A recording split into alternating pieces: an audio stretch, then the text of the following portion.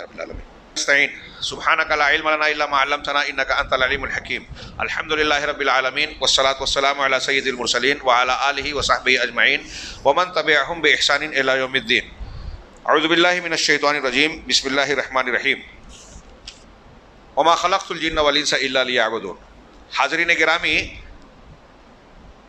عقیدے کے بارے میں، عقیدے کے باب میں اہل سنت والجماعت کے خصوصیات کے ذکر میں ہم نے 4 چیزیں پڑھی۔ نمبر 5 پر انہوں نے شیخ دکتور ناصر نے ذکر کیا کہ مدار الخیر والصلاح والعزت والفلاح فی الدارین علی سلامت العقیدہ، کہ خیر بھلائی، صلاح یعنی اچھائی، اصلاح، اور عزت قوت، اور فلاح یعنی کامیابی دنیا اور آخرت دارین میں۔ دیکھیے 4-5 الفاظ ہیں۔ ہم کو بھلائی چاہیے، ہم اصلاح اور اچھائی چاہتے ہیں، عزت چاہتے ہیں، اور فلاح اور کامیابی چاہتے ہیں دنیا میں اور آخرت میں۔ یہ ساری چیزیں دنیا اور آخرت میں یہ منحصر ہیں عقیدے کے صحیح سالم ہونے پر۔ یعنی دنیا اور آخرت دونوں جگہ آپ کو کامیابی، اچھائی کب ملے گی؟ جب آپ کا عقیدہ صحیح ہوگا۔ چنانچہ اللہ تعالیٰ کا ارشاد ہے وَأَن لَّوِ اسْتَقَامُوا عَلَى الطَّرِيقَةِ لَأَسْقَيْنَاهُم مَّاءً غَدَقًا۔ سورہ جن کی یہ آیت ہے کہ اگر وہ راہ نجات پر، اللہ کے بتائے ہوئے، رسول کے بتائے ہوئے طریقے اور راستے پر قائم رہیں گے، توحید پر قائم رہیں گے، صحیح عقیدے اور صحیح منہج پر قائم رہیں گے، تو ہم انہیں وافر پانی پلائیں گے۔ لَأَسْقَيْنَاهُم مَّاءً غَدَقًا۔ ان کے یہاں پانی کی قلت ہوتی تھی، قحط کا معاملہ تھا، اس تناظر میں اللہ نے یہ فرمایا، اور پانی سے دنیا کی زندگی کا نظام چلتا ہے، اس کی تفصیل کا موقع نہیں ہے۔ اور اللہ تعالیٰ کا یہ بھی ارشاد ہے کہ وَلَوْ أَنَّ أَهْلَ الْقُرَىٰ، سورہ اعراف میں دیگر قوموں کی تباہی کا ذکر کرنے کے بعد اللہ نے بیان کیا وَلَوْ أَنَّ أَهْلَ الْقُرَىٰ آمَنُوا وَاتَّقَوْا لَفَتَحْنَا عَلَيْهِمْ بَرَكَاتٍ مِّنَ السَّمَاءِ وَالْأَرْضِ۔ اگر یہ بستی کے لوگ جن کو تباہ و برباد کیا گیا، یہ شہروں اور بستیوں کے لوگ ایمان لاتے اور تقوی اختیار کرتے، ایمان اور تقوی۔ میں تقریروں میں کہتا ہوں، عوامی تقریروں میں، کہ ہمارے ہاں ہر مسلک سے کہا جاتا ہے آج کل کہ مسلمان ہر جگہ مارے کاٹے جا رہے ہیں، مصیبتوں میں گھرے ہوئے ہیں، پریشانیوں میں مبتلا ہیں، ہر کوئی ان کے خلاف سازشیں کر رہا ہے اور کامیاب بھی ہو رہا ہے۔ ہاں، تو ہم آپس میں کہتے ہیں، ہر مسلک کا عالم کہتا ہے تقریر میں کہ ہمارا ایمان کمزور ہے۔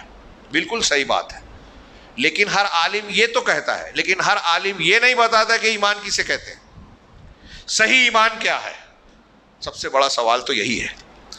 ایمان ہمارے یہاں رٹ لگائی جاتی ہے، لیکن ہم دیکھ رہے ہیں کہ ہاں، ایک آدمی فلاں جماعت سے، فلاں گروہ سے جڑا ہوا ہے، کوئی سیاسی دین پھیلا رہا ہے، کوئی فضائل پھیلا رہا ہے، ایمانیات کی اس تعلیم کو جانتا ہی نہیں، توحید اور شرک کو پہچانتا ہی نہیں، جو قرآن حدیث کی پہلی تعلیم ہے، جہاں سے انبیاء شروع کرتے ہیں۔ 20 سال بعد بھی ہمارا دائی اس کو نہیں جانتا، کتنے افسوس کی بات ہے،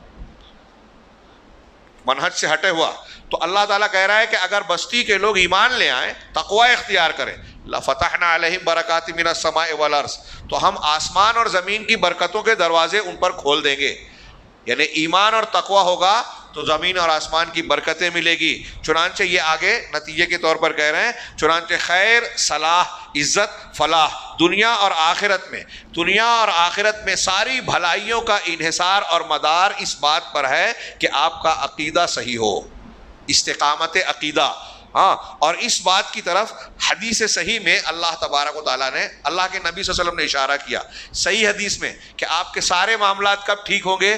جب جسم کے اندر ایک گوشت کا لوتھڑا ہے، جب یہ صحیح ہوگا تو پورا جسم درست ہوگا۔ وَإِذَا فَسَدَ فَسَدَ الْجَسَدُ كُلُّهُ۔ جب یہ بگڑ جائے گا تو سارا جسم بگڑ جائے گا۔ الا وہی القلب، وہ دل ہے، اور یہ دل ہی میں عقیدہ ہوتا ہے، توحید ہوتی ہے، ہاں، ایمان ہوتا ہے۔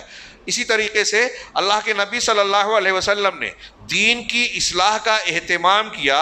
ہاں، کان یعمل علی اصلاح دنیانا وکما اہتم باصلاح دین۔ جس طریقے سے اللہ کے رسول صلی اللہ علیہ وسلم نے دین کی اصلاح کا اہتمام کیا، محنت کی، ایسے ہی آپ لوگوں کی دنیا کی بھی اصلاح کرتے تھے۔ انما کان ذلک کلہ، یہ ساری چیز دین کے ساتھ دنیا کی اصلاح، یہ توحید کے معاملے کے اہتمام کے بعد ہوتی تھی۔ ہاں، اور اللہ کے لیے دین کو خالص کرنے کے بعد، یعنی آپ نے توحید پر محنت کر لی، تو اب توحید پر محنت کے بعد نبی کریم صلی اللہ علیہ وسلم نے لوگوں کو دین اور دنیا کی بھلائیوں کے احکامات بتائے. اور یہ ایسی چیز ہے کہ وَهَذَا مَا يَجْهَلُهُ أَوْ يَتَجَاهَلُ فِي هَذِهِ الْمَسْأَلَةِ، کہ کوئی شخص جاہل ہو یا جاہل بنتا ہو اس مسئلے میں اس کا انکار نہیں کر سکتا کہ نبی کریم صلی اللہ علیہ وسلم کا یہی طریقہ رہا. پھر نبی کریم صلی اللہ علیہ وسلم نے یہ بھی بیان کیا کہ اس امت کے اندر کمزوری آئے گی، ذلت آئے گی، وہن آئے گا، موت کا ڈر آئے گا. کیسے آئے گا؟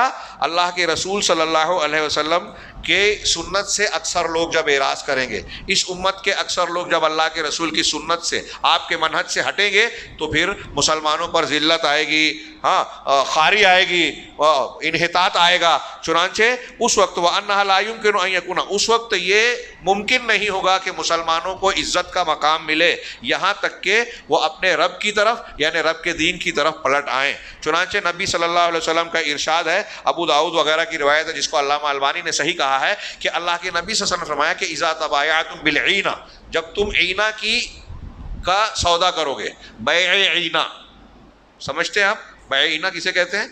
اس کی کئی شکلیں ہوتی ہیں. ایک میں مثال شارٹ میں دے دوں کہ مثلا مجھے چاہیے آپ سے کہ میں آتا ہوں کہ مجھ کو 1,00,000 روپیہ ادھار دے دو، ضرورت ہے. تو آپ سوچتے ہیں کہ میں 1,00,000 روپیہ دوں گا، 4 مہینے بعد آپ 1,00,000 روپیہ مجھ کو لوٹاؤ گے، تو 4 مہینہ میرا ویسٹ ہوگا، 1,00,000 کا 1,00,000 ہی رہے گا، اور وہ بھی گارنٹی نہیں ملتا کہ نہیں ملتا. تو پھر میرا کیا فائدہ؟ تو کہا ٹھیک ہے، کیا فائدہ چاہیے؟ تو آپ جاتے ہیں، چلو دکاندار، ایک دکاندار کے پاس جاتے ہیں کہ یہ مشین کتنی کی ہے؟ 4,00,000 کی مشین بتائیے. تو اس نے 4,00,000 کی مشین خریدی، 4,00,000 دکاندار کو دیا، مشین لی، اور اسے کہا کہ 4,20,000 میں نے آپ کو بیچا. وہ جو قرضہ لینے آیا اس کو 4,00,000 روپیہ چاہیے، لیکن وہ مجھے 4,20,000 کی مشین دے رہا ہے. اب 4,20,000 کی مشین دکاندار سے لے کے دیا، میں دکاندار کے پاس جاتا ہوں اور بولتا ہوں کہ بھائی آپ نے 4,00,000 کی دی ہے، 4,00,000 لو واپس دو اور یہ مشین لے لو. سمجھا؟ مجھ کو 4,00,000 کیش ملا دکاندار سے، نہیں سمجھا؟ یہ مجھے پیسہ چاہیے، آپ نے دکاندار سے یہ خریدا، ہاں مجھے چاہیے 1,00,000 روپیہ، آپ نے 1,00,000 کا خریدا. اب مجھ کو بولا 1,10,000 کا، یہ آپ کا 1,10,000 کا، مجھے چاہیے 1,00,000. آپ یہ کتنے میں دے رہے ہو؟ 1,00,000. آپ نے خریدا 1,00,000 میں. اب یہ میں لینے کے بعد دکاندار کے پاس جاتا ہوں کہ آپ نے 1,00,000 کا بیچا نا، یہ لو اور 1,00,000 مجھے واپس دو. میں نے 1,00,000 لے لیا، مجھے 1,00,000 کی ضرورت تھی، لیکن دینا کتنا ہے مجھ کو؟ اس سے لیا 1,10,000. تو پیسے پہ پیسہ بڑھانا ہے، لیکن بیچ میں ایک چیز ڈال کے حرام کو حلال بنانے کی کوشش کی جاتی ہے. یہ ایک شکل ہے، ایسی کئی شکلیں آج ہمارے یہاں لوگ عمل کر رہے ہیں. تو اللہ کے رسول نے فرمایا کہ جب تم ایسی بے کرنے لگو گے حرام والی، ہاں وَأَخَذْتُمْ أَذْنَابَ الْبَقَرِ، اور گائے کی دموں کو اختیار کر لو گے، یعنی کسان کھیتی باڑی میں لگ کے گائے بیل مویشی چرانے میں لگ گئے، ہاں وَرَضِيتُمْ بِالزَّرْعِ، اور کھیتی باڑی پر ہی مطمئن ہو گئے، خوش ہو گئے. آج کل بولتے نا کہ ارے بیٹا تو سرکاری نوکری پہ لگ گیا، وہ تو یہ کر لیا، ڈاکٹر ہو گیا، اب کوئی ٹینشن نہیں ہے. ایک مسلمان یہ نہیں بول سکتا. میں اکثر تقریروں میں کہتا ہوں، ہمارے لیے معراج دنیا کی زندگی میں دولت، کوٹھی، بنگلہ، گاڑی، یہ سب نہیں ہے. ہاں میں ابھی بتایا عبد الرحمن بن عوف، دنیا مل رہی تو رو رہے، اصل چیز آخرت ہے. تو جب تم کھیتی باڑی پر جو ہے راضی ہو گئو، بیع عینہ کرنے لگے، گایوں کے پیچھے لگ گئے، مویشی کے پیچھے لگ گئے، کھیتی باڑی پر مطمئن ہو گئے، کاروبار میں آپ کو پروڈکشن ہو رہا ہے تو آپ خود خوش ہیں. وَتَرَكْتُمُ الْجِهَادَ، اور جہاد کو، اللہ کے راستے میں کوشش کرنے، قربانی دینے کو. جہاد کا صرف وہ مار کاٹ والا مطلب نہیں ہے جیسا کہ آج کل بیان کیا جاتا ہے. ہاں کفار مشرکین سے کا رد کرنا، یہ جہاد بھی بالقلم، جہاد باللسان، زبان سے بھی جہاد ہوتا ہے. ہاں تو جو شخص اس کو ترک کر دے تو اللہ تعالیٰ صلی اللہ علیکم ذلًا، تو اللہ تعالیٰ تم پر ذلت مسلط کر دے گا. لا ينزعه حتى ترجعوا الى دینکم، ہاں اس کو کھینچ ہٹائے گا نہیں یہاں تک کہ تم اپنے دین کی طرف پلٹ نہ آؤ. دین کی طرف پلٹو گے جب تم کو واپس عزت ملے گی، ورنہ عزت نہیں ملے گی، ذلت میں رہو گے. وَهَذَا يُفَصِّلُ حَقِيقَةً، یہ چیز جو ہم نے پڑھی یہ ایک حقیقت کو واضح کرتا ہے. وہ یہ ہے کہ اس امت کے لیے ترقی کرنا، قوت پانا، اور اسی طریقے سے اس کے کلمے کا متفق ہونا یہ ممکن نہیں ہے. ہاں اور ذلت اور خاری کے حالت سے نکلنا یہ ممکن نہیں ہے مگر اسی وقت جب وہ کتاب و سنت کو اختیار کرے. امت کو سب کو اہل حدیث بننا پڑے گا. یہ میں مذاق میں طنز میں نہیں کہہ رہا ہوں. آج کی زبان میں اہل حدیث کا جو مفہوم ہے اور جو مسلک ہے وہ قرآن و حدیث کو دین ماننے والا منہج سلف پر ہم گفتگو کر رہے ہیں. سلف کا منہج، اس کا نمائندہ طبقہ روئے زمین پر صرف اہل حدیث ہے. اور اللہ کے دین کی طرف پلٹنے کا مطلب یہ ہوا کہ قرآن و حدیث کو ماننا عقیدے میں، منہج میں، عبادات میں. اور وہ طریقہ صرف اہل الحدیث کے پاس ہے. جتنے بھی مسلک ہیں، ہاں کوئی کتنا بھی برا سمجھے، ہر جماعت کے پاس کچھ اچھائیاں ہوتی ہیں، لیکن پوری اچھائی، پورا خالص دین اگر کسی کے پاس ہے تو وہ یہ سلف کے منہج پہ چلنے والوں کا. تو اللہ کا کہ رسول فرما رہے ہیں، قرآن کہہ رہا ہے کہ کب ہم کو عزت ملے گی، اللہ کے آسمان اور زمین کی برکت ملے گی، جب ہم ایمان اور تقوی اختیار کریں، جب اللہ اور رسول کے، اللہ کے دین کی طرف پلٹیں. اللہ کا دین کیا ہے؟ قرآن اور حدیث ہے. جو قرآن حدیث کو ماننے لگیں گے تو یہ ہوگا. جب شرک، بدعت، خرافات، فلاں مسلک، فلاں امام، فلاں پیر صاحب کو مانتے رہیں گے، فلاں بزرگ اور مفکر کے پیچھے چلتے رہیں گے، اس کے لائک اور لائک کرنے والوں کو جو ہے مانتے رہیں گے قرآن حدیث کو چھوڑ کر، تو یہ عزت نہیں ملنے والی. کہا کہ مسلمانوں کی عزت اور ترقی کا راز یہی ہے کہ قرآن و حدیث کی طرف لوٹیں اور سلف صالح صحابہ اور تابعین کے منہج پر آئیں، اور اسی سے ان کا وعمرت دنیا بالدین، اور دین کے ذریعے سے اس کی دنیا کو تعمیر کیا جائے. ہمارے دین کے ذریعے سے ہم اپنی دنیا کو تعمیر کریں برخلاف کافر امتوں کے، اس لیے کہ ان کی دنیا اور ان کی تہذیب اور تمدن، ان کی تہذیب اور ثقافت، کلچر جو ہے اس وقت جو ہے چمکتا ہے جب وہ دنیا کو ان کے دین سے دور ہوتے ہیں اور ان کے لیے آخرت میں کوئی حصہ نہیں. یہاں سوال کوئی کر سکتا ہے کہ بھائی یورپ، امریکہ اور دوسرے لوگ جو جن کے پاس طاقت قوت ہے وہ تو چمک دمک میں نظر آ رہے ہیں، ہاں تو ان کو ترقی مل رہی ہے، مسلمانوں کو نہیں مل رہی ہے. ان کی ترقی کا راز ان کی چمک دمک ہو سکتی ہے. ان کی چمک دمک کے پیچھے ان کے کتنے آنسو بہتے ہیں، بے چینی ہے، سکون سے وہ خالی ہیں، ان کو کیسی کیسی بیماریاں اور کیا کیا لاحق ہو رہا ہے، یہ ایک الگ بات ہے. اللہ تبارک و تعالیٰ عارضی طور پر، امتحان کے طور پر ان کو بہت سی چیزیں دے رہا ہے، لیکن آخرت میں اگر وہ کفر اور شرک کے ساتھ ہیں تو آخرت میں ان کو کوئی حصہ نہیں ملے گا. چنانچہ نتیجہ کہہ رہے ہیں کہ اہل سنت کے عقیدے کے خصائص میں ایک بہت نمایاں خصوصیت یہ ہے کہ یہ کامیابی، اللہ کی نصرت اور زمین میں طاقت اور قوت کا سب سے بڑا سبب ہے.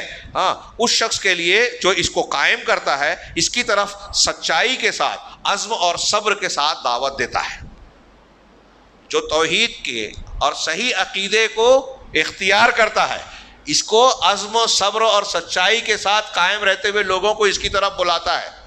اللہ تعالیٰ اس چیز کو اس کی کامیابی کا ذریعہ بنا دیتا ہے. جب بھی مسلمانوں کا جو طبقہ توحید کو پھیلاتا ہے، عام کرتا ہے، دیکھیے آج سعودی عرب کے کچھ آج سے 50-60 سال پہلے کیا حالات تھے، اور آج دیکھیے توحید کی برکت نے ان کو کتنی دولت اور کتنے برکات سے نوازا ہے.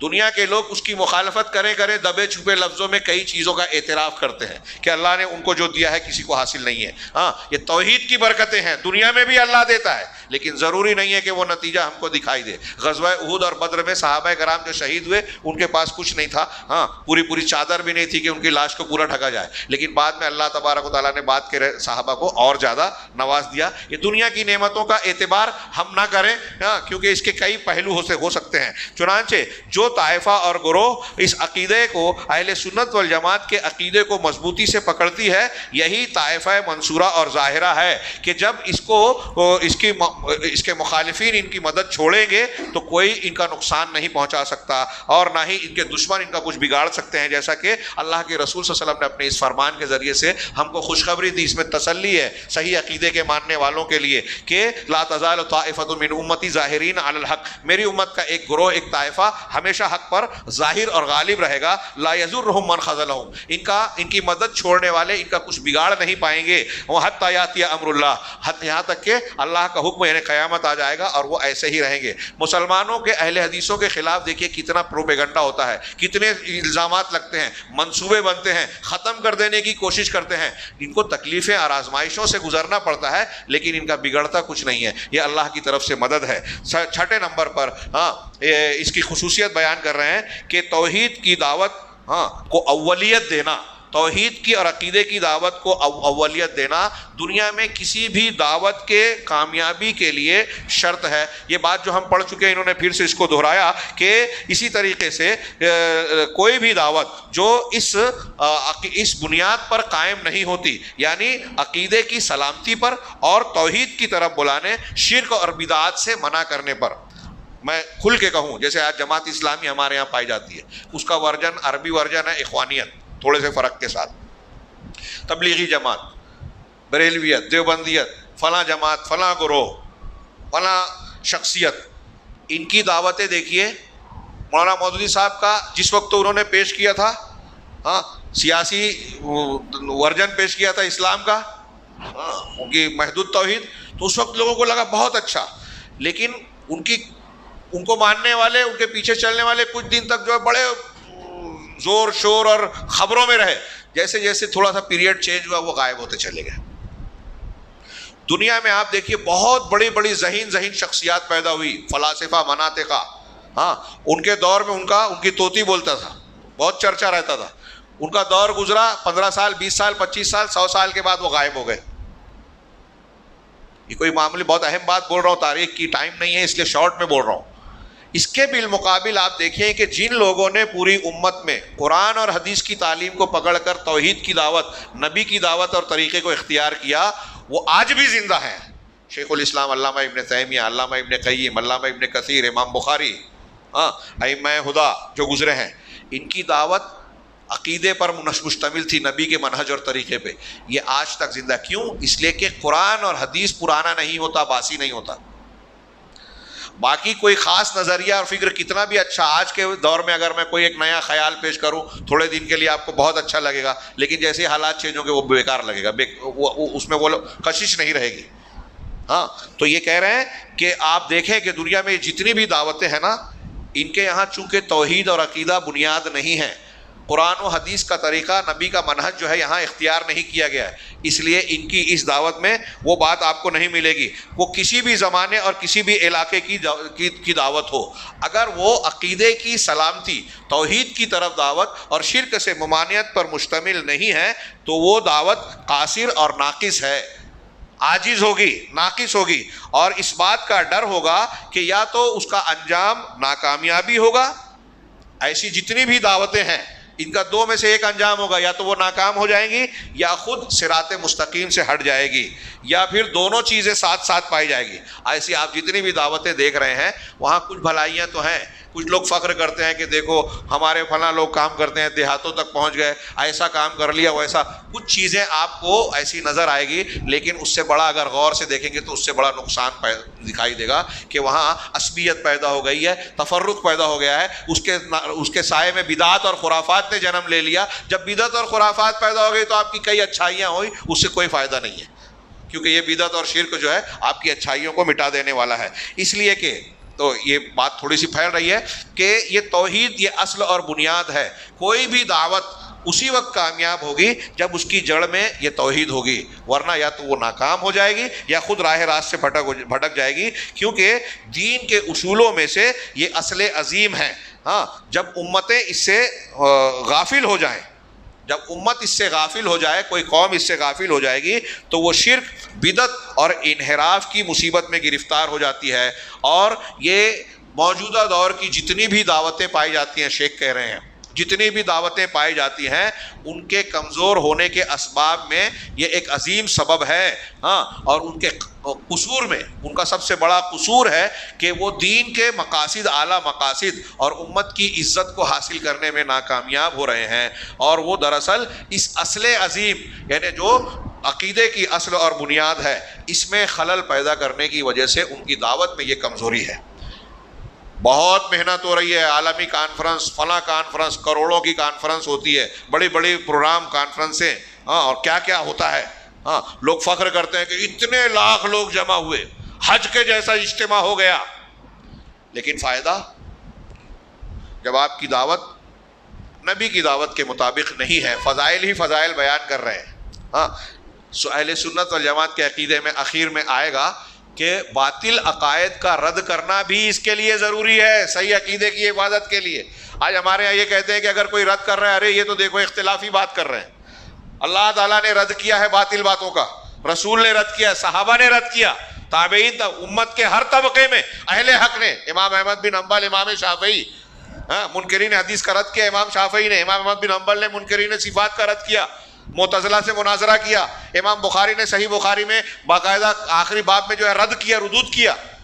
تو حق کو زندہ رکھنے کے لیے ضروری ہے، یہ بھی اس کے آخر میں ہے، لیکن شاید ہم وہاں پہنچ نہ پائیں، اس لیے میں نے ابھی تھوڑا سا ذکر کر دیا۔ آخر میں یہ اس خصوصیت کے ضمن کہتے ہیں کہ حقائق اور واقعات، تاریخ اس بات کی گواہی دیتی ہے کہ کوئی بھی دعوت کامیاب اسلامی دعوت اسی وقت ہوگی جب نبی کے طریقے پر عقیدے کی بنیاد کو لے کر چلے۔ اس ضمن میں جو انہوں نے مثال دی ہے سعودی عرب کی کہ شیخ محمد بن عبد الوہاب رحمہ اللہ کی دعوت کو دیکھیے، جب یہ توحید اور صحیح عقیدے پر قائم ہوئی تو یہ کامیابی سے ہمکنار ہوئی اور دین کی تجدید کا زبردست پھل دیا۔ اس کی وجہ سے سنت کا بول بالا ہوا اور بدعت اور تفرقہ جو ہے وہ چھڑ گیا۔ آج سعودی عرب میں حکومت میں آپ دیکھیے کس طریقے سے مسجد میں یہ جو ہمارا دروس چل رہا ہے نا، ہر مسجد میں وہاں دروس چلتے ہیں۔ عام آدمی بھی کچھ نہ کچھ عالم ہوتا ہے۔ ہمارے ہاں جن کو علم نہیں ہے وہ علماء پہ تبصرے کرتے ہیں، وہاں اس علم کی برکت سے لوگ علماء کی عزت کرتے ہیں، کہ علماء سے ہم کو دین سیکھنے کا موقع ملتا ہے، اور اہل علم کی توقیر قرآن اور حدیث کی توقیر ہے۔ علماء کی توقیر ان کی شخصیت کی نہیں ہے، ان کی علم کی توقیر ہے، اسلام کی توقیر ہے۔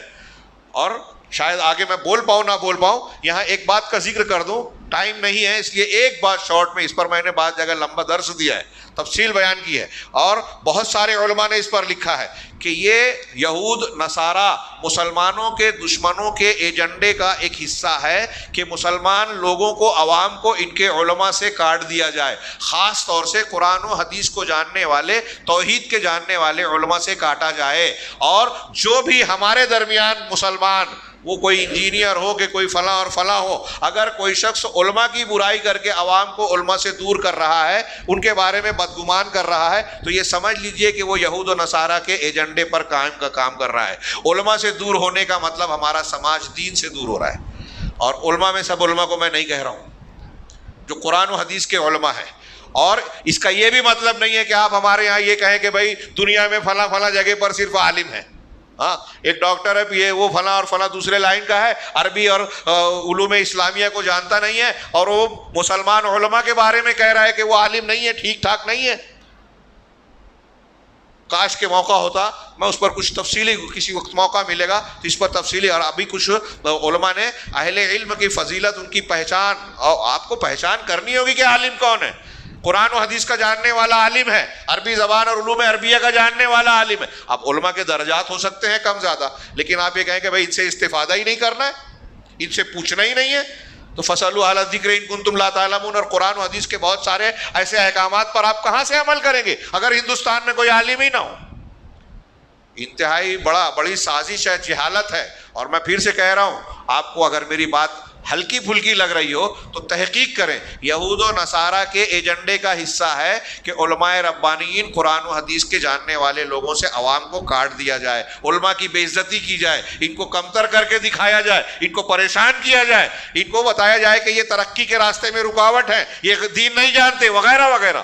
ایسی بہت ساری چیزیں اڑا کر علماء کی بے توقیری کر کے لوگوں کو علماء سے دور کرنے کی کوشش کی جاتی ہے۔ میرے بھائیوں، موقع نہیں ہے، لیکن یہ بہت نازک اور بہت اہم معاملہ ہے۔ اس چیز کو توجہ نہ دینے سے ہماری نئی نسل کے اندر جو ہے الحاد، بے دینی، بے راہ روی، انحراف کو راستہ مل رہا ہے، اور پھر یورپ اور امریکہ کے لوگ جو شبہات اور شہوات کے فتنے پھیلا رکھے ہیں، بہت کروڑ کے بجٹ سے مسلمان نوجوان نسلوں کو، مردوں اور عورتوں کو جو نشانہ بنا رہے ہیں، ان کے اثرات آسان ہو جاتے ہیں۔ یہ عقیدے کی جو خصوصیات ہم پڑھ رہے ہیں، اس کو اگر ہم نے صحیح ڈھنگ سے سیکھ کر اپنے دل و دماغ میں رچا بسا لیا تو ان کی جو چالیں ہیں، ان کے حملے جو ہیں انشاءاللہ ناکامیاب ہوں گے۔ ہم آگے بڑھتے ہیں۔ یہ کہہ رہے ہیں کہ شیخ محمد بن عبد الوہاب رحمہ اللہ کی جو دعوت ہے، آج سعودی عرب میں جو شرک نہیں پایا جاتا، بدعت نہیں پائی جاتی، اور وہاں سنت کا اور صحیح عقیدے کا جو دورہ ہے، یہ شیخ محمد بن عبد الوہاب رحمہ اللہ کی دعوت کا نتیجہ ہے۔ اور شیخ محمد بن عبد الوہاب کی دعوت کہ عقیدے کی بنیاد پر جو قائم ہوئی ہے، اس کے اثرات میں اپنے جملے میں بیان کروں، آج پورے دنیا میں، پورے عالم اسلام میں اس کے اثرات ملیں گے آپ کو۔ اور جتنے معاصر دعوتیں آج کو ماضی قریب کیا نا، کسی کا اثر نہیں ملے گا۔ شیخ محمد بن عبد الوہاب رحمہ اللہ کی دعوت کا اثر افریقہ کے مسلم ممالک ہوں، یورپ اور امریکہ کے مسلم ممالک ہوں، ہاں کسی بھی بر اعظم کے علاقے میں آپ چلے جائیے، آپ کو شیخ محمد بن عبد الوہاب رحمہ اللہ کی دعوت کے اثرات ملیں گے. اخلاص ہوگا، توحید ہوگی اور نبی کے طریقے پہ دعوت آپ دیں گے تو اس کا اثر دور تک ہوگا، دیر تک ہوگا، نسلوں تک ہوگا. آج ہم دیکھ رہے ہیں نسلیں گزر جانے کے بعد بھی ان کی ایک کتاب، کتاب التوحید سے جتنے لوگوں نے، لاکھوں نہیں کروڑوں لوگوں نے عقیدے کی اصلاح کی، شرک سے توبہ کی اور صحیح دین کی طرف پلٹے. ایک چھوٹی سی کتاب کو اللہ نے اتنی برکت دی، کس بنیاد پر؟ اس لیے کہ اس میں دعوت وہی ہے جو قرآن و حدیث کی ہے، جو نبی کا طریقہ ہے. تو یہ کہہ رہے ہیں کہ اس کے ذریعے سے اللہ تعالیٰ نے سنت کا احیاء فرمایا، ہاں بدعت اور خرافات اور آپس کے تفرقے کو ختم کیا اور ایک منہاج نبوت پر ایک اسلامی سماج کو اللہ تعالیٰ نے کھڑا کر دیا جو اسلام کی نمائندگی کرتا ہے دین اور دنیا میں، دنیا کی زندگی کے دینی اور دنیاوی تمام پہلوؤں میں. ہاں جبکہ موجودہ دور کی اس کے علاوہ شیخ محمد بن عبد الوہاب رحمہ اللہ کے علاوہ آپ دوسری دعوتوں کو دیکھیے، تحریکوں کو دیکھیے تو آپ کو نظر آئے گا کہ ان دعوتوں کے وہ ثمرات، وہ نتائج اور ان کے جو مقاصد ہیں وہ حاصل نہیں ہو سکے، اس لیے کہ ان دعوتوں نے توحید اور اصلاح عقیدہ پر اعتماد نہیں کیا، اس کو اپنی بنیاد نہیں بنایا. 7ویں خصوصیت جو عقیدہ اہل سنت کی ہے وہ یہ کہ عقیدۃ التوحید شاملۃ لجمیع ثوابت الدین العلمیہ والعملیہ، کہ عقیدہ توحید دین کے جتنے بھی اٹل حقائق ہیں ان تمام علمی ہوں یا عملی، یعنی علم سے تعلق رکھنے والی کوئی چیز ہو جو ہمارے لیے جاننا ضروری ہے، یا عمل سے تعلق رکھنے والی، ان تمام چیزوں کو گھیرنے والی چیز ہے عقیدہ توحید. یہ عقیدہ توحید اپنے مفہوم میں ہاں یہ پورے دین کو گھیرے ہوئے ہے. ہاں اس حیثیت سے کہ ایک مسلمان پر یہ لازم ہے کہ جب وہ یہ عقیدہ رکھتا ہے کہ جو چیز اللہ کی کتاب میں آئی ہے اور رسول اللہ صلی اللہ علیہ وسلم سے صحت کے ساتھ ثابت ہے، یہ حق ہے اور اس کو تسلیم کرنا اس پر واجب ہے، لہٰذا یہ حق ہے. اللہ کے رسول کی یہ حدیث ہے، اس کا ہم انکار، جب نبی کی حدیث ہے تو ہم انکار نہیں کر سکتے. نبی کی بات کو نہیں ماننا نبی کا انکار ہے، اور نبی کا انکار کرنا اللہ کا انکار ہے. نبی کی حدیث کا انکار کرنا قرآن کا انکار ہے. قرآن کہتا ہے جو رسول دے لے لے، جس سے منع کرو رک جاؤ. تو ہمارے یہاں جتنے منکرین حدیث ہیں وہ بہانے اور باتیں کتنی بھی چکنی چپڑی کریں، ادھر ادھر کی گھما پھرا کے کریں، اگر حدیثوں کا انکار ہے تو کفر ہے، توحید میں خلل ہے، ان کا عقیدہ خراب ہے، ایمان بھی رسول صحیح نہیں ہے، اور جس کا ایمان بھی رسول صحیح نہیں ہوگا اس کا ایمان باللہ اور عقیدہ توحید بھی صحیح نہیں ہوگا. تو کہا کہ جو بھی یہ عقیدہ رکھتا ہے اللہ توحید پر تو اس کو یہ یقین ہونا چاہیے کہ جب اللہ پر یقین ہے تو اللہ نے اپنی کتاب میں جو بیان کیا، اپنے رسول کی زبان سے جو بیان کیا، وہ ہمارے لیے دین ماننا ضروری ہے. ہاں یہ حق ہے. اب وہ چاہے قلب دل سے تعلق رکھنے والے علمی امور ہو، یعنی خبریں ہوں، تقدیر کی باتیں ہوں، یا پھر تو اگر ایسی چیزیں آئیں گی قرآن اور حدیث میں تو بندہ اس کی تصدیق کرے گا، اس پر یقین رکھے گا کہ اللہ نے جو خبر دی ہے آخرت کے بارے میں، غیب کے بارے میں، عذاب قبر کے بارے میں، ہاں پچھلی امتوں کے بارے میں، جادو ٹونے کے بارے میں، قرآن اور حدیث نے جو کہا میں اسے مانتا ہوں. تو جب عقیدہ صحیح ہوگا تو ان کی خبروں پر یقین کرے گا، اس پر سر تسلیم خم کرے گا. اور اگر وہ عملی امور ہیں، یعنی اللہ اور رسول نے یہ کہا کہ ایسا کرو، یہ حکم ہے، ایسا نہ کرو یہ ممانعت ہے، تو اس کا حکم جو ہے اپنی طاقت کے مطابق بندہ توحید کو ماننے والا اس کو بجا لائے گا کہ جب میں اللہ پر ایمان رکھتا ہوں تو اللہ کا کلام اور رسول اس کے بھیجے ہوئے ہیں، وہ جو چیز کہہ رہے ہیں ایسا کرو ایسا مت کرو، تو ہم کو اپنی طاقت کے مطابق اس کو ماننا چاہیے. اسی طریقے سے عقیدہ توحید کی دین کو پورے دین کو عقیدہ توحید گھیرتا ہے. اس کا ایک پہلو یہ بھی ہے کہ مسلمان پر یہ واجب ہے کہ وہ دین کے جو 2 مصادر ہیں قرآن اور حدیث، ہاں اس کو، ان قرآن و حدیث کو، چونکہ اللہ کو مان رہا ہے تو قرآن اللہ کا کلام ہے اس کو ماننا ہے، رسول اللہ کے بھیجے ہوئے اس کو ماننا ہے. تو اب پورا قرآن و حدیث ہی تو دین بیان کر رہا ہے. تو جب آپ توحید مان رہے ہیں تو کتاب و سنت کو مان رہے ہیں. اب ایسی صورت میں بندہ جب یہ مان رہا ہے تو اس کو اس بات کے لیے تیار ہونا چاہیے کہ اپنے دین کو قرآن اور سنت سے لیوے، بس اس کے علاوہ کسی اور چیز سے نہ لیوے. اور اس قرآن و حدیث سے کیسے لیوے؟ حق منہج کے ساتھ، جو قرآن اور حدیث کو سیکھنے کا سمجھنے کا طریقہ بتایا ہے. ابھی ہم نے جو بتایا کہ قرآن حدیث کہتے ہیں کہ ویسے مانو جیسے صحابہ نے مانا تھا, تو اس کی مرجعیت اور استدلال, ہاں میں اس کو آسان زبان میں کہوں کہ اس کو ماننے کا, جس طرف لوٹا کر اس کو سمجھنے کا طریقہ ہے, اس طریقے سے قرآن و حدیث کو سمجھا جائے اور مومنین کے راستے یعنی صحابہ کرام کے راستے کی اتباع کی جائے. چنانچہ رسول صلی اللہ علیہ وسلم اور صحابہ کرام اور جو لوگ بھی سلف صالح میں سے اللہ کے رسول اور صحابہ کے طریقے پر چلے, اس طریقے پر قرآن و حدیث کو لیا جائے, ان سے استدلال کیا جائے علم میں, عمل میں اور اپنے موقف کو اختیار کرنے میں. قرآن حدیث جو کہتا ہے وہی مانے, یہ توحید کا تقاضا ہے. تو ہمارا علم, ہمارا عمل, ہمارے دین کی ساری چیزیں, ہمارے سارے مواقف قرآن و حدیث پر مشتمل ہوں گے. اگر آپ ایسا نہیں کر رہے ہیں تو اس کا مطلب آپ کی توحید صحیح نہیں ہے. دوسرے ناحیے سے ایک مسلمان پر واجب ہے کہ وہ یہ عقیدہ رکھے کہ دین تمام چیزوں کو شامل ہے, زندگی کے تمام معاملات کو گھیرتا ہے, اور انسان کے جتنے بھی تقاضے ہیں ہمارے اور آپ کے, اگرچہ 1400 سال پہلے ہمارے پاس دین آیا ہے, لیکن عقیدہ توحید اور یہ دین آج کے اور قیامت تک پیدا ہونے والے انسانوں کی جتنی ضروریات ہوں گی سب کو پورا کرنے کے لیے کافی ہے, کوئی بھی زمانہ ہو, کوئی بھی علاقہ ہو. اور یہ نبی صلی اللہ علیہ وسلم کے عام نبوت کو جو ہم مانتے ہیں اس کی بھی فرح ہے کہ اللہ کے نبی صلی اللہ علیہ وسلم کو دنیا کے سارے انسانوں کے لیے قیامت تک کے لیے رسول بنا کر بھیجا گیا ہے. ظاہر سی بات ہے, اللہ تعالیٰ جو حکیم خبیر علیم ہے, قیامت تک کے سارے مسائل کو جانتا ہے, وہ جب یہ کہہ رہا ہے کہ اللہ کے نبی صلی اللہ علیہ وسلم کو آخرت تک کے لیے, تمام قیامت تک کے لیے تمام لوگوں کے لیے رسول بنا کر بھیجا ہے, اس کا مطلب یہ کہ اللہ تعالیٰ یہ بتا رہا ہے اور جانتا ہے کہ رسول اللہ صلی اللہ علیہ وسلم کی سیرت میں, آپ کی تعلیمات میں قیامت تک انسان اور انسانیت کے لیے جو بھی مسائل پیدا ہو رہے ہیں ان کا حل موجود ہے. آگے بڑھتے ہیں کہ اس اعتبار سے ہم اس کو جانیں, رسول کی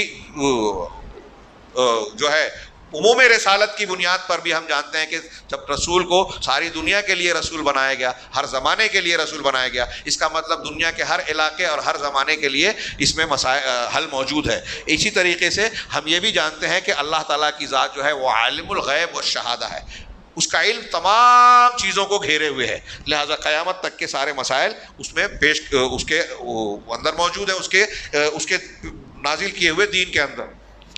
8ویں نمبر پر عقیدہ توحید اپنے مصدر کی سلامتی کے ساتھ متمیز ہوتا ہے. اس کی ایک خصوصیت یہ ہے کہ جو توحید کا عقیدہ اور سلفی عقیدے کے طور پر ہم جن چیزوں کو مانتے ہیں, یہ کہاں سے لیا جاتا ہے؟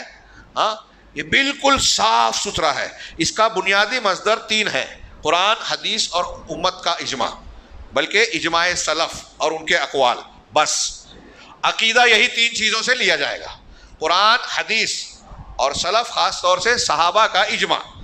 اس پر قرآن حدیث کی بہت سی دلیلیں ہیں. قرآن کی دوسری ہی آیت میں, دوسری صورت میں کہا گیا ذالک الکتاب لا ریب فیہ, یہ کتاب ہے جس میں شک شبے کی کوئی گنجائش نہیں ہے, اس کے آگے پیچھے سے باطل نہیں آ سکتا, اور یہی ھدی للمتقین, متقیوں کے لیے ہدایت ہے. انہوں نے آگے بیان کیا اس کی تشریح کرتے ہوئے کہ دیکھیے, غور کیجئے, اللہ تعالیٰ نے سورہ بقرہ کی ہی ابتدائی آیات میں یہ بات آپ کو اور ہم کو بتائی کہ دیکھیے یہ قرآن بطور ہدایت متقیوں کے جو پیش کیا جا رہا ہے, اس میں شک و شبے کی کوئی گنجائش نہیں. گویا کہ اللہ تبارک و تعالیٰ سارے انسانوں سے یہ کہہ رہا ہے کہ اپنے دل کو اس بات سے جو ہے مطمئن رکھو کہ آپ جو کتاب پڑھنے جا رہے ہو اس میں کوئی غلط بات نہیں ہے, اس میں کوئی ملاوٹ نہیں ہے, اس میں کوئی گمراہی نہیں ہے.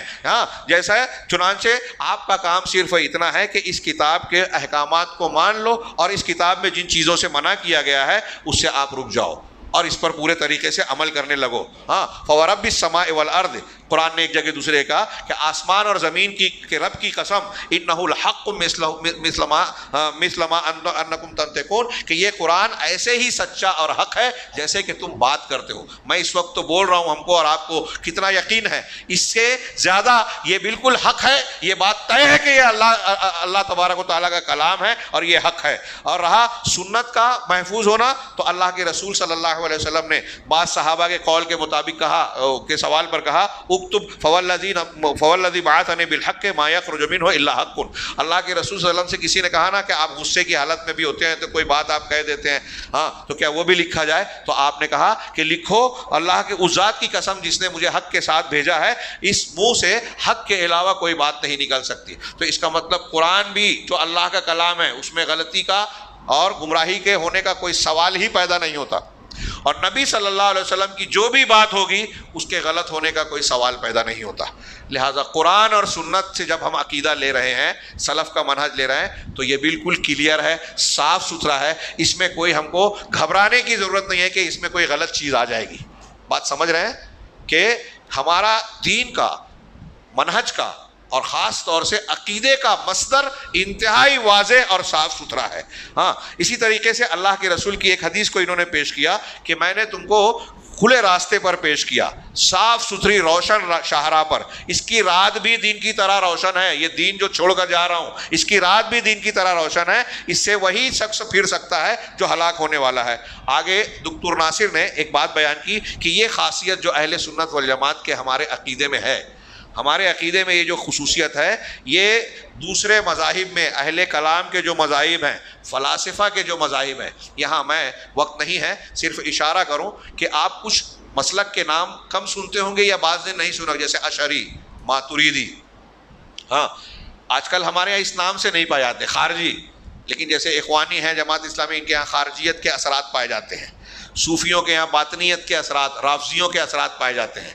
اسی طریقے سے ہمارے یہاں جو احناف ہیں, ہندوستان پاکستان کے دیوبندی حضرات اور بریلوی حضرات, یہ خود یہ کہتے ہیں, کوئی ہم الزام نہیں لگا رہے, ان کے بڑے بڑے علماء کہتے ہیں, دیوبند کے مصادر کہتے ہیں کہ ہم عقیدے میں, کلام میں اشعری ماتریدی ہیں, یعنی اہل سنت والجماعت کے عقیدے پر نہیں ہے, امام ابو حنیفہ رحمہ اللہ کے عقیدے پر نہیں ہے. یہ بات اچھی طرح دماغ میں رکھیے. ہاں تو یہ جو یہ فلاسفہ اور اہل کلام کے مذاہب ہیں, تو کہہ رہے ہیں کہ اہل سنت والجماعت کے جو عقیدے کی ایک خصوصیت ہم نے پڑھی کہ ہمارا مصدر صاف ستھرا ہے, شک و شبہ سے بالا تر ہے, بالکل کلیئر ہے, یہاں کلیئریفیکیشن ہے. یہ بات اہل کلام اور فلاسفہ کے مذہب میں نہیں ہے, جو اپنے دین کو بیان کرنے میں عقل اور عقل و شعور پر بنیاد بناتے ہیں. جیسا کہ یہ خاصیت بدعتیوں, صوفیوں کے منہج میں بھی نہیں پائی جاتی, جو اپنے دین اور مذہب کی بنیاد ان چیزوں پر رکھتے ہیں جن کو وہ کشف کا نام دیتے ہیں, انداز حدث جس کو تخمینہ اندازہ کہتے ہیں, الہام, وجدان, ذوق. یہ صوفی بولتے ہیں نا, ان کو میرے پیر صاحب کو کشف ہوا, ان کو جو ہے الہام ہو گیا, ان کو خواب دکھا. وہ اپنے دین کی بنیاد ان چیزوں پر کرتے ہیں. اور اسی طریقے سے باطنیہ کے یہاں بھی یہ خصوصیت نہیں پائی جاتی, جو شیعیت اور روافظ کے مختلف مذاہب کو اختیار کرنے والے ہیں, جو کہ اللہ کے نبی صلی اللہ علیہ وسلم اور دین کے معاملے میں من گھڑت چیزوں کو اختیار کرنے اور وضع کرنے, جھوٹ بولنے کو انہوں نے دین کا حصہ بنا دیا اور حقائق کو تبدیل کر دیا, پلٹ دیا. اور انبیاء کے علاوہ دوسروں کے لیے بھی عصمت مانتے ہیں کہ جس طرح نبی معصوم ہوتا ہے ویسے یہ اثنا عشری کہتے ہیں کہ ہمارے 12 امام معصوم ہیں, ویسے یہ صوفی لوگ کہتے ہیں کہ ہمارے امام صاحب, ہمارے پیر صاحب معصوم ہیں. جیسے اللہ کے نبی کے پاس وحی آتی ہے, ہمارے پیر صاحب بھی آنکھ بند کر کے وحی معلوم کر لیتے ہیں. ابن عربی تک وغیرہ کے اقوال میں آپ کو یہاں تک بات ملے گی کہ وہ کہتے ہیں کہ نبی کی ضرورت نہیں ہے, پیر صاحب سے ہم کو بہت ساری چیزیں معلوم ہو سکتی ہیں. تو یہ جتنے لوگ ہیں ان کے یہاں یہ خصوصیت نہیں پائی جاتی. اور اس کے علاوہ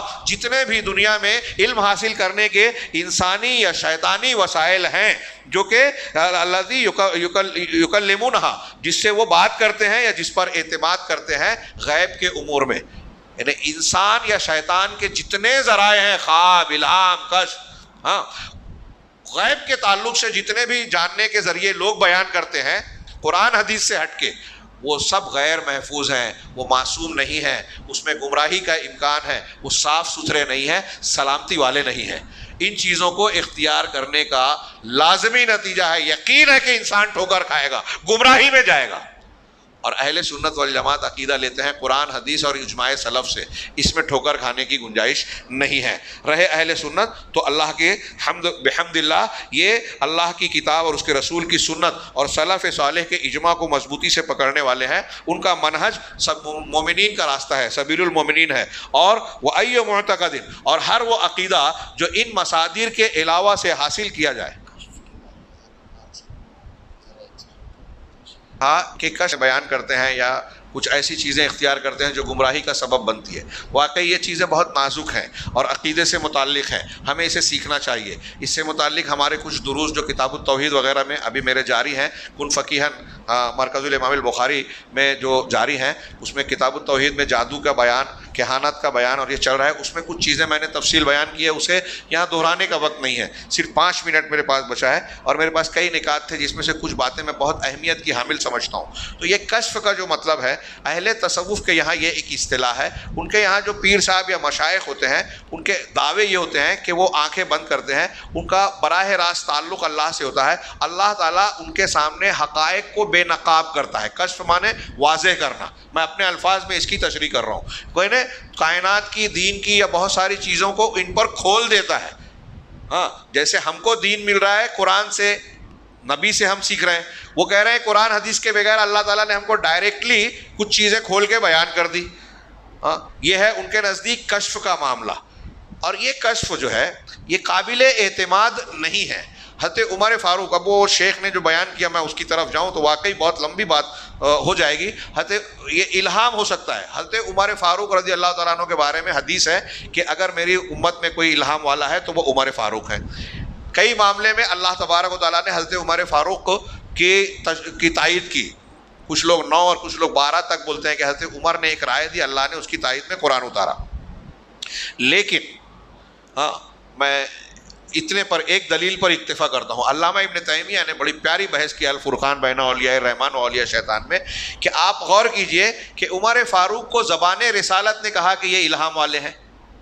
ہاں، لیکن اللہ کے نبی صلی اللہ علیہ وسلم کی وفات کے بعد جب مانعین زکوٰۃ کا اور مرتدین کا معاملہ پیش آیا، زکوٰۃ نہ دینے والوں کا، تو ابوبکر صدیق نے کہا میں ان سے جنگ کروں گا.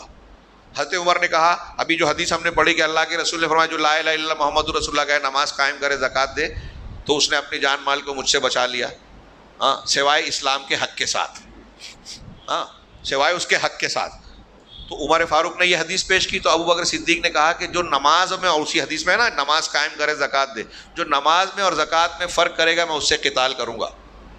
ہاں، اسی حدیث کا آخری حصہ، میں اختصار سے کام لے رہا ہوں، اسی حدیث کے آخری حصے میں آپ بخاری مسلم میں دیکھیں کہ عمر فاروق کہتے ہیں کہ ابوبکر صدیق اپنے اس موقف پر قائم رہے یہاں تک کہ اللہ نے میرا سینہ کھول دیا اور میں نے بھی یہ جان لیا کہ ابوبکر صدیق حق پر ہیں. ٹھیک ہے، عمر فاروق کیا بول رہے ہیں کہ میں نے سمجھ لیا کہ ابوبکر صدیق کی بات صحیح ہے، حق ہے، کیونکہ حدیث میں دلیل دے رہے ہیں، ان کی بات حدیث کے مطابق تھی. علامہ ابن تیمیہ نے کہا کہ غور کرو کہ حضرت عمر کی شخصیت وہ تھی جن کے بارے میں رسول اللہ صلی اللہ علیہ وسلم کی زبان نے کہا، کسی خواب اور اس کی بنیاد پہ نہیں. رسول کہہ رہے ہیں کہ یہ الہام والے ہیں. لیکن ابوبکر صدیق اور ان کا جب اختلاف ہوا تو عمر فاروق نے بھی اور سارے صحابہ نے کیا مانا کہ ابوبکر صدیق کی بات صحیح ہے. کیوں؟ اس لیے کہ ابوبکر صدیق کی بات حدیث کے مطابق تھی. عمر فاروق جو الہام والے رسول کی زبان سے ہیں، ان کی بات حدیث کے سامنے نہیں چلی، کسی نے نہیں، خود عمر فاروق نے نہیں مانی. تو آج کسی پیر صاحب کے کشف کو بنیاد بنا کر ہم یہ یقین سے کہہ سکتے ہیں کہ یہ دین ہے، شریعت ہے. شریعت مکمل ہے، دین مکمل ہے. اس میں کسی کے کشف، کسی کے خواب، کسی رائے اجتہاد کی بنیاد پہ کمی بیشی کرنے کا تو سوال پیدا ہوتا ہی نہیں ہے. اگر کسی کے کشف سے کوئی ٹکراؤ کی بات ہوتی ہے تو قرآن حدیث کو ترجیح حاصل ہوگی، نمبر 1. دوسری بات، اگر کوئی شخص یہ دعویٰ کر رہا ہے کہ مجھے کشف ہو رہا ہے تو کیسے ہم کہہ سکتے ہیں کہ واقعی یہ صاحب ایمان ہے، صاحب تقویٰ ہے، اس کا کشف قابل اعتماد ہے؟ کیا یہ نہیں ہو سکتا کہ اس کو شیطان بہکا رہا ہے؟ اس میں آگے آئے گا کہ یہ صوفیہ جو کہتے ہیں کہ ہم کو خضر نے بتایا، ہم کو فلاں نے بتایا، یہ شیطان کی طرف سے ہوتا ہے. ہاں، تو یہ کشف اور الہام، خواب، یہ شریعت میں دلیل نہیں ہے، یہ ہمارے یہاں متفق علیہ بات ہے. رہ گیا رقیہ وغیرہ کی بحث میں تو انشاءاللہ اس پر گفتگو ہوگی. یہاں ایک جملے میں یہ کہوں گا کہ رقیہ وغیرہ کے باب میں اس بات کا لحاظ رکھا جائے کہ قرآن اور حدیث میں جو باتیں بیان کی گئی ہے اسی پر آدمی اکتفا کرے. اس سے آگے بڑھے گا، اس سے ہٹے گا تو گمراہی کا راستہ پیدا ہو جاتا ہے. لوگوں کے تجربات کا دروازہ کھول دیں تو اس میں بھی گمراہی کا، آپ کسی اچھے عالم کے تجربے کو بنیاد بنائیں گے تو بدعتی آدمی اپنے بدعت حضرتی عالم کے تجربے کو بنیاد بنا کے دین میں نئی نئی چیزیں ڈالے گا. لہٰذا تجربات کا دروازہ میں مانتا ہوں کہ نہیں کھولنا چاہیے. خیر اس میں بھی ہمارے سامنے صاف صاف قرآن و حدیث کی تعلیمات موجود ہے. یہاں انہوں نے آگے وہی کہا جو بات کہہ رہے ہیں, شاید اس میں تھوڑی سی بات آ جائے کہ اللہ کے نبی صلی اللہ علیہ وسلم نے یہ کہہ رہے ہیں کہ جو غیب کے امور سے متعلق گفتگو کرتے ہیں وہ غیب کی باتیں اپنے ان بنیادوں پر کہتے ہیں, ان کو ہم یقین نہیں کر سکتے. ہاں اہل سنت والجماعت قرآن حدیث اور اجماع سلف کو اختیار کرتے ہیں, ان کا منہج مومنین کا منہج ہے. اور ای معتقد, اور کوئی بھی عقیدہ جو قرآن حدیث اور اجماع سے ہٹ کر یہ کشف و کرامت یا کسی بھی مصدر پر انحصار کرے گا وہ گمراہی ہے, اور نص قطعی کے ساتھ وہ بدعت ہے. یہ نوٹ کر لیں. اور شیخ نے جو سوال اٹھایا ہے اس کا ایک آخری نتیجہ کہ اگر آپ کشف کو, الہام کو, خواب کو عقیدے اور دین اور منہج کی بنیاد بناتے ہیں تو یہ گمراہی ہے اور نص قطعی کے ساتھ یہ بدعت ہے. نبی صلی اللہ علیہ وسلم سے یہ بات ثابت ہے کہ آپ نے کہا کہ تم نئے نئے دین میں نئے نئے ایاکم ومحدثات الامور, دین میں نئی نئی چیزوں سے تم بچو, اس لیے کہ فإن شر الامور محدثاتها, اس لیے کہ سب سے بری چیز دین میں جو ہے وہ نئی نئی چیزیں ہیں, اور ہر نئی چیز بدعت ہے, ہر بدعت گمراہی ہے. ہاں اس کے علاوہ کہہ رہے ہیں آگے ایک پیراگراف اور ہے, فالذین یزعمون, جو لوگ یہ گمان رکھتے ہیں کہ وہ لوگ دین کو, یہ جو شیخ ہیں, شیخ آپ نے جو کہا تھا شاید وہ بات تھوڑی سی آ رہی ہے, جو لوگ دین کو عقل اور غور و فکر کے ذریعے سے لیتے ہیں, علم کلام اور فلسفے کے ذریعے سے لیتے ہیں, الہام, کشف, وجدان اور ذوق. کشف کی وضاحت ہو گئی. وجدان کہتے ہیں کہ احساس, یہ پیر صاحب کو اور بزرگوں کو ایسا محسوس ہو جاتا ہے ہاں کہ ان کو حاصل ہو گیا, ان کو اپنے ذوق سے محسوس ہو جاتا ہے. جیسے مولانا مودودی نے لکھا کہ ایک آدمی مزاج شناس رسول بن جاتا ہے حدیث قرآن پڑھتے پڑھتے, اور پھر اس کا ذوق کہہ دیتا ہے کہ یہ حدیث صحیح ہے, یہ حدیث ضعیف ہے. یہ ذوق ووق کوئی مطلب نہیں رکھتا. آپ کا ذوق کچھ کہے, میرا ذوق کچھ کہے, تو دونوں کی مانیں گے؟ کس کے ذوق کو آپ معیار مانیں گے؟ کس کی عقل کو معیار مانیں گے؟ کبھی موقع رہا تو اس پر تفصیل سے گفتگو کریں گے. تو کہہ رہے ہیں کہ جو شخص دین کی باتوں کو سیکھنے اور سمجھنے کے لیے, عقیدے کو جاننے کے لیے عقل و نظر کے طریقے کو اختیار کرے, علم کلام کو, یہ فلسفہ اور منطق کا جو طریقہ ہے, عقلیت پسندی جدید دور میں اس کا اثر ہے. کچھ لوگ سائنٹیفکلی غور کرتے ہیں کہ اگر سائنس سے سمجھ میں نہیں آ رہی ہے تو چیز کو رد کر دیے. سائنس کو بہت ساری چیزیں 50 سال پہلے نہیں سمجھ میں آتی تھی, آج سمجھ میں آ رہی ہے, اور ابھی بہت سی چیزیں نہیں سمجھ میں آ رہی ہے, 50 سال بعد سمجھ میں آ جائے گی, تو پھر ابھی وہ غلط ہے اور بعد میں صحیح ہو جائے گی. ہاں تو کہا جو کلام اور فلسفے کی بنیاد پر, علم کی بنیاد پر دین اور عقیدے کو سیکھتے ہیں, جو الہام, کشف, وجدان اور ذوق کی بنیاد پر, یا پھر خواب اور نیند کی حالت میں, یا نبی صلی اللہ علیہ وسلم سے. یہ دیکھیے, یہ نبی صلی اللہ علیہ وسلم سے آپ کی وفات کے بعد, آپ کے مرنے کے بعد, آپ کی وفات کے بعد بیداری میں آپ سے ملاقات کا دعویٰ کرتے ہیں. کچھ لوگ ایسے ہیں, یہ ابن عربی وغیرہ کی کتاب میں آپ کو ملے گا کہ وہ کہتے ہیں اللہ کے رسول کی وفات کے بعد وہ رفاعی صاحب زندہ ہو کے آپ سے ملاقات کی اور آپ کو ایسی ایسی تعلیم دی, آپ کو ایسا ایسا درود بتایا, دعا بتائی. تو اب جو رفاعی طریقے کو یا فلاں سلسلے کو ماننے والا ہے وہ اس طریقے کو اختیار کر لے گا تو گارنٹی ہے قیامت کے دن بچانے. کچھ بھی عمل کرو, ہمارے طریقے سے جڑ جاؤ. تو صوفیوں کے یہاں یہ بھی دعویٰ کیا جاتا ہے کہ رسول اللہ علیہ وسلم وفات کے بعد زندہ حالت میں ملے. تو جو ایسا دعویٰ کرتا ہے, کشف کا دعویٰ کرتا ہے, اس کے ذریعے سے دین لکھتا ہے. یا کوئی یہ دعویٰ کرتا ہے کہ حضرت خضر علیہ السلام کے ذریعے سے وہ دین لے رہا ہے, ہاں, اور اوزام بتلقی عن اللہ, یا کوئی یہ گمان کرتا ہے کہ وہ ڈائریکٹلی اللہ تعالیٰ سے لے رہا ہے, آنکھ بند کرتا ہے اور اللہ تعالیٰ سے لے لیتا ہے نبی کے بغیر, اور اللہ کی ندا کو سن لیتا ہے, جیسا کہ بعض صوفیوں کا اور بعض لوگوں کا گمان اور خیال ہے. یا کوئی یہ سمجھتا ہے کہ کچھ ایسے اشخاص سے وہ دین کو سیکھتا ہے جو انبیاء کی طرح معصوم ہیں. وہ نبی نہیں ہے لیکن انبیاء کی طرح معصوم ہیں, ہم ان سے لے رہے ہیں لہذا عقیدہ ہم سیکھ سکتے ہیں. جیسے شیعوں کے ہاں ائمہ کرام ان کے مان لیے جاتے ہیں, اب وہ سند ثابت ہے کہ نہیں ہے, عوام کو بولتے ہیں کہ یہ امام فلاں نے بولا, ان کی بات کو مان لو. یا پھر علم غیب کا وہ احاطہ رکھتے ہیں, جیسے کچھ لوگ اپنے اماموں کے بارے میں مانتے ہیں، کچھ اپنے رؤسا کے بارے میں، کچھ اولیاء، کچھ ایسے لوگوں کا نام دیتے ہیں کہ یہ قطب ہیں، یہ غوث ہیں، یہ ابدال ہیں، یہ فلاں ہیں، ایسے کچھ شخصیات. دیکھیے انہوں نے بہت لمبی چوڑی بات کو گھیر دیا کہ دین کے سیکھنے کے معاملے میں اگر ان چیزوں کو کوئی اختیار کرتا ہے تو جو بھی ایسا معاملہ مانتا ہے یا وہ یہ خیال کرتے ہیں کہ وہ ایسا ان کے لیے دنیا میں انسان کے بنائے ہوئے نظام اور قانون کافی ہیں، یہ سارے طریقے یا دنیا کے لوگوں کے بنائے ہوئے نظام اور قانون، قرآن حدیث کو چھوڑ کے ہم اس کو مان لیں گے. تو جو بھی ایسا گمان کرے گا اس نے اللہ تبارک و تعالیٰ پر بہت بڑا جھوٹ باندھا ہے. اور وَنَقُولُ لِمَنْ زَعَمَ ذَلِكَ، اور جو شخص ایسا سمجھتا ہے ہم اس سے کہیں گے کہ جیسا کہ اللہ تبارک و تعالیٰ نے کہا ہے اس شخص سے جو بغیر علم کے کوئی بات کہتا ہے کہ وَقَالُوا لَن يَدْخُلَ الْجَنَّةَ إِلَّا مَنْ كَانَ هُودًا وَنَصَارَىٰ، کہ ان لوگوں نے کہا کہ جنت میں کوئی شخص ہرگز نہیں جائے گا، کوئی شخص نہیں جائے گا مگر وہی جو کہ یہودی ہو یا نصرانی ہو. اللہ نے کہا تل کا امانی ہو، یہ ان کے امانی ہیں، بغیر دلیل کی باتیں ہیں، اٹکل بچو باتیں ہیں. تو ایسے ہی کوئی اگر اس طرح کا دعویٰ کر رہا ہے نا دین کے بارے میں تو یہ ان کی امانی ہے، عقیدہ نہیں ہے، دین نہیں ہے. قل ہاتوا برہانکم ان کنتم صادقین. تو اللہ نے کہا کہ تم یہ کہہ رہے ہو کہ جنت میں جانے کے لیے یہودی اور نصرانی بننا پڑے گا، تو اللہ نے کہا کہ تم اپنی دلیل کو لاؤ اگر تم سچے ہو. تو ہم ان سے بھی کہیں گے کہ تم جو عقیدے کی بات کشف سے، وجدان سے، یا شیخ سے بیان کرتے ہو، کتب غوث سے لینے کی بات کرتے ہو، یا خواب اور کشف کا دعویٰ کرتے ہو، تو اس پر اپنی دلیل پیش کرو کہ یہ تمہاری بات صحیح ہے. وَأَنَّ لَهُ أَن يَأْتِيَ إِلَّا بِشُبْهِ شَيْطَانٍ. اور اس سوال کے جواب میں وہ دلیل نہیں پیش کر سکتا، ہاں شیاطین کے پیش کیے ہوئے شبہات کو پیش کر سکتا ہے. یہ 8ویں نمبر کی خصوصیت ہوئی، اور کل اس میں انہوں نے 18 خصوصیات بیان کی جس میں سے بات شارٹ ہے، اور پھر آخر میں خلاصے کے طور پر کچھ نکات بہت اہمیت کے حامل تھے لیکن شاید ہم اسے نہ بیان کر سکیں اور اب موقع نہیں ہے. اللہ تبارک و تعالیٰ سے دعا ہے کہ وہ میں ان خصوصیات کو سمجھنے اور ان کے جو فوائد ہم کو حاصل ہونے چاہیے اس سے مستفیض فرمائیں، اور ہمیں پھر سے ایسا موقع ملے کہ ہم اس طرح کی علمی مجلس کے ذریعے سے اپنے دین اور دنیا کے فائدے کی باتوں کو کر سکیں. اللہ تعالیٰ ہمیں اخلاص دے اور اس اجتماع کا دنیا اور آخرت میں فائدہ عطا فرمائے. وآخر دعوانا الحمدللہ رب العالمین وصلی اللہ علی نبینا محمد.